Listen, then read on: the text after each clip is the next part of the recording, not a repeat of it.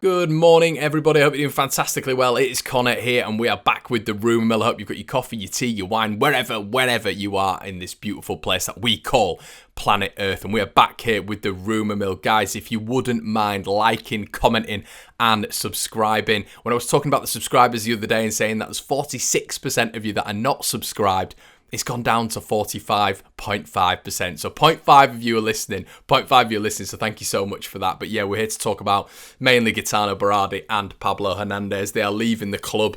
I just wanted to give a little bit of a tribute, really, to both of them and just to wax lyrical about how important they've been for Leeds United, and without them, without Pablo Hernandez in particular, we wouldn't be in the Premier League. And I'm going to say that outright at this moment in time. I think so many important memories that Pablo has provided with us, so many key moments that Pablo has provided with us. You know, you look at the West Brom game, seconds, not even minutes into the game, where he gets the ball and pings it in the top corner. That was a massive game against West Brom. Leeds were on we're in a sticky period, weren't we? A real sticky period. Pablo comes up within about 27 seconds, gets the ball, pings it in the top corner, sets the tone for the evening. And Pablo Hernandez setting the tone for whatever game he was involved in was always key for Leeds to go on and get the victory and go on to ultimately gain success and promotion to the Premier League.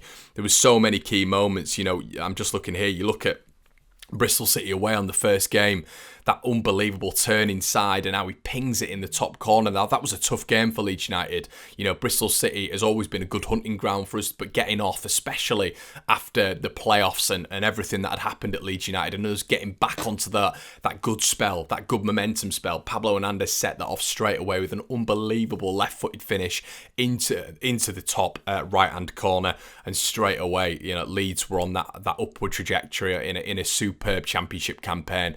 And then, guys, obviously at Swansea, unbelievable pandemonium. I just wish there were fans there, but in that last 12 game period where fans weren't there, it was the Pablo Hernandez show. Everyone talks about Ben White. Listen, Ben White's one of my favourite ever Leeds United players, which hurts me because he was on loan. Pablo Hernandez set the tone, as I keep saying, for that last 10-12 games. He was Mr. Fantastic. He took Leeds by the scruff of the neck, and I genuinely believe in those 12 games, if Pablo Hernandez didn't feature and have as much impact as he did, Leeds wouldn't have been promoted. I think he had such an impact. He dragged us through in so many occasions. Pablo Hernandez, fantastic. You know, you look at the start, my first memory of him was Cardiff, when he gets the ball and pings it in the top corner, and that was the start, really, under Gary Monk. And every single season, whoever it may be, Pablo has shone. He's shone. He took it to a new level under Marcelo Bielsa, and I am really upset by how it's ended, if I'm being brutally honest with you. And some of it I will lay at Bielsa, and you know, a lot of people don't like that. You know, Bielsa's been magnificent for us. He's been superb, but I just think the problems we've had in the midfield, and I think there's been problems in certain instances about dictating games. And as I keep saying, setting the tone for the game, getting the ball, slowing it down. Not everything has to be 100 mile an hour. And I think when you've had certain players in there, they've struggled to really get hold of the game. And I think taking Pablo out of that team has been a massive problem in terms of the team adapting to life without Pablo in the midfield. And I think we saw big problems with that at the start of the year, playing a striker in Rodrigo in there. It took Roberts a while to get up to that standard, and he's nowhere near Pablo Hernandez standard in that central attacking midfield number 8 role. And I just feel Pablo still had something to give. I feel like his elite levels of performance in those past 2 years showed that he could do it in the Premier League, especially against the lower end sides. You know, you look at some of his performances: Fulham 3-0, the West Brom games, Norwich in his first campaign and second campaign. You know, he in his first and second matches, against Norwich, he was just absolutely top level, and I think he could have done it. I really do, and I just think Mar Garcia, his wife, came out and said she's sort of sad by how it ended, and I found that really that hurt me a little bit, because she did say that in a sort of goodbye statement on Instagram, and I'm paraphrasing, of course, but she just said that she's disappointed, I think she said, by how it's ended, because he's not had enough game time. Pablo Hernandez is good enough for the Premier League, especially if you've got players around him who are utility players like Stuart Dallas, who can do a lot of the dirty work, but Pablo can still run. He understood the midfield, and that brings me very on nicely to West Bromwich Albion. If he doesn't play, I'll be really upset. I'll be really, really upset. He has to start. Berardi has to start. If you're getting Kiko Casilla starting for 2 games on the trot for footballing reasons, because he's helped out, been the cone boy for Meslier, you've got to have an absolute genius, a cult hero, an icon playing for Leeds United. It has to happen, and I will be going over to Castellón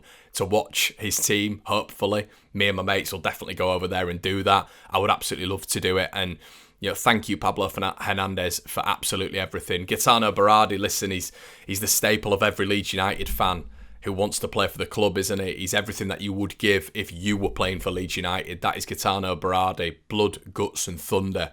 Yeah, he's been on the verge of a red card every now and again. He's got a fair few red cards, a few headbutts, a few scissor tackles. But listen, he embodies every single Leeds United fan in a Leeds United shirt, So yeah, he's been absolutely superb for Leeds. The last 2 years, he's really come on. You look at his development under Marcelo Bielsa, it's been phenomenal. His composure on the ball, his calmness on the ball, his calm persona is massively changed, and he has turned into a leader.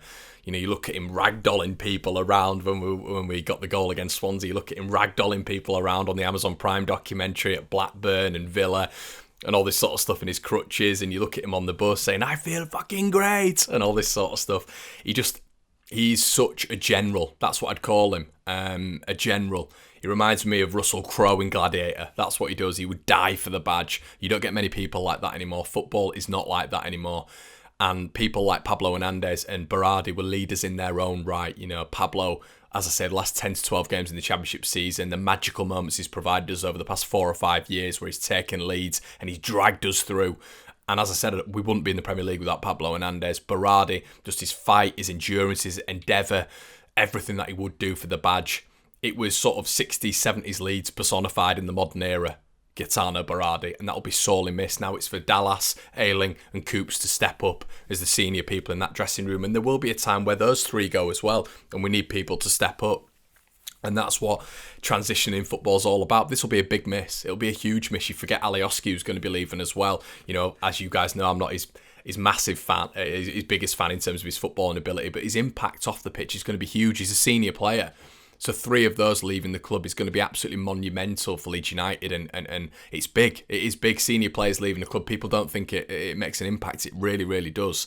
So yeah, absolutely huge. Thank you so much, both of you, for your service. You've been just elite, absolutely elite. But yeah, guys, going on to the West Bromwich Albion game, we obviously want both of them to start. Pablo just simply has to start. Berardi does as well. I thought when he came on against Southampton, he was superb. Coming up against Shea Adams, Danny Ings, Stuart Armstrong, elite attacking footballers. Berardi, every time he gets the ball, he goes forward. 100% win record with Berardi. That's all I'll say. And every time he's come in the past 2 or 3 years, he's been fabulous. He's been consistent. You think, you look at that Derby game where it all went wrong for him. After that, unbelievable for Leeds United. So good when he's come in.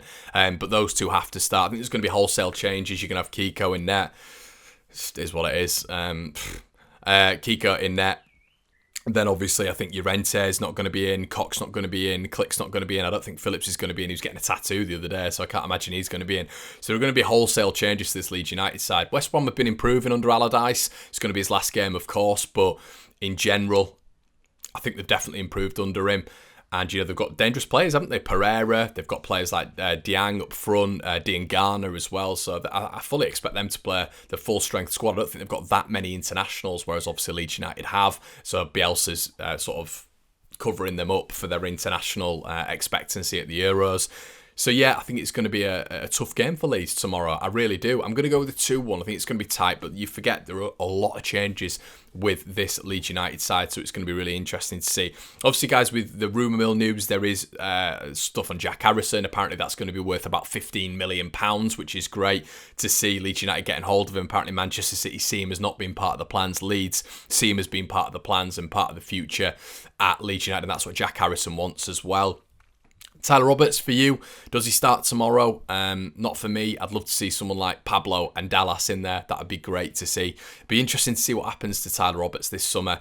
Obviously, he got his goal at the last weekend against Southampton, but I'm always interested to hear what you guys think about that and where he'll fit in. But I expect a similar team to what we saw against Southampton, but who knows with Marcelo Bielsa and everything that goes on in that fabulous man's head. But yeah, guys, I hope you've enjoyed. Leave your comments about Pablo and Gitano and your favourite memories that you've had of them both in the comment section below. I'll like them, I'll comment back, and we can have a little bit of a natter about them. Have a wonderful Saturday, guys. Let's go get your predictions in the comment section below as well. As I said, I'm going to go with the 2-1 Leeds. I'll see you in a bit.